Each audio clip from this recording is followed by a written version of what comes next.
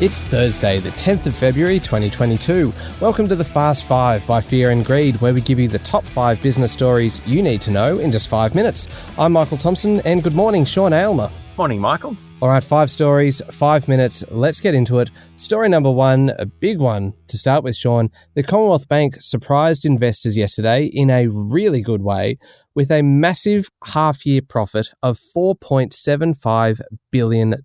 Not bad. Not bad at all. It was a cracking result, and CommBank's share price jumped sharply, finishing not far off 6% higher yesterday. The massive profit for the 6 months to the end of December was up 23% on a year earlier, and much better than most people thought. The bank will also undertake a big share buyback. That should help the share price. It will also increase its half-year dividend. The bank is just starting to look more like the organisation we knew back before the pandemic.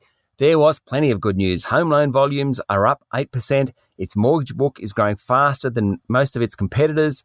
Business banking, where it still lags National Australia Bank, is up with lending volumes higher. Household and business deposits were up as well. There was some bad news. Net interest margins, that's the difference between what it pays on deposits and receives on loans, fell. A lot of that is because the mortgage market is really, really competitive at the moment, and also people are taking out fixed rate loans, which aren't as good for the banks. Going forward, rising interest rates, and the bank boss, Matt Comyn, thinks rates will rise in the second half of this year, should be good for the bank. Okay, now story number 2. If you have ever worked in the gig economy or in a business that uses contractors, or perhaps you're a contractor yourself, then listen up, because there was a big win in the High Court yesterday. Takes a little bit of explaining, but it is pretty significant, Sean. It sure is, and as you said, it takes a bit to get your head around. The High Court has held that 2 truck drivers who worked full-time for a lighting company for almost 40 years under a partnership arrangement were not employees entitled to minimum pay and conditions, such as superannuation and annual leave. It overruled a federal court decision last year.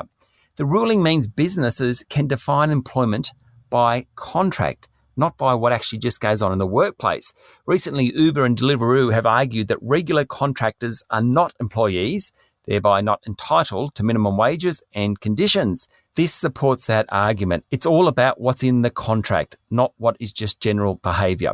It's beneficial particularly to businesses that rely on online orders and fulfilment. It negates the argument that if you contract to the same company for years, you should be entitled to conditions afforded employees such as holiday. A big win for business and the gig economy. Yeah, certainly is. Okay, now, story number 3. Sean, I know that one of your favourite online retailers is Temple & Webster, and if you walk through your house, it is about 90% furnished by Temple & Webster. Temple & Webster yesterday reported higher sales, thanks to the Aylmer family, but lower profits.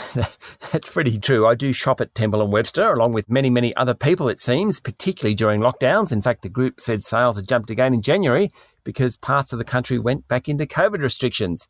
But there's a big problem for the group: higher shipping costs and some really challenging supply chain disruptions. Now, this is a group that's tripled in size over the past 2 years. It's ploughing money into marketing and brand building to keep up that growth. That's not helping the bottom line either, at least not yet.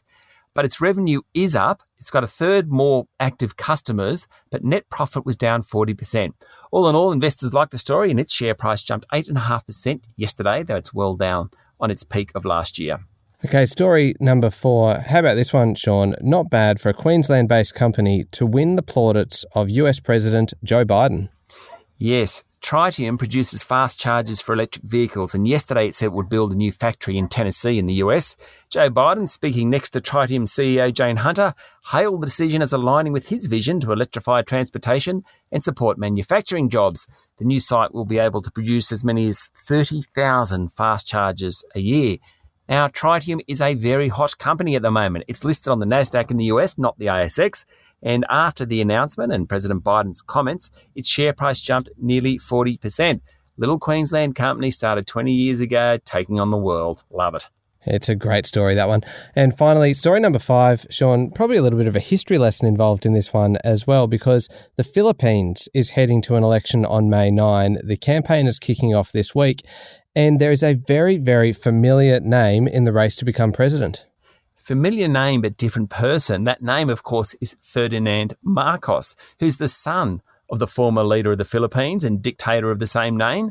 Now, it's been 35 years since Ferdinand Marcos Sr.